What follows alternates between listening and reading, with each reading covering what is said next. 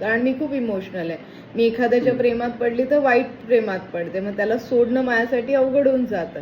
तसं स्टॉकचं पण असतं. म्हणजे मी एखाद्या स्टॉकच्या प्रेमात पडले तर मी त्याला पटकन सोडत नाही पूर्ण प्रॉफिट झाल्याशिवाय. लॉस मला नको असतं. सिम्पल माझं सोल्युशन आहे. तोच तुमचा पण नंबर आहे. तर कुठेतरी आपले नेचर जे आहेत ना ते सिमिलर असतात ना. हो, मी सकाळी म्हणजे आता तुम्ही सांगितल्याप्रमाणे निफ्टी बँक निफ्टी जे आहेत ना त्याचे ऑप्शन्स जे आहेत ते बाय किंवा सेल करतो. सेन्सेक्सला एक्सपायरीच्या दिवशी ट्रेड करतो.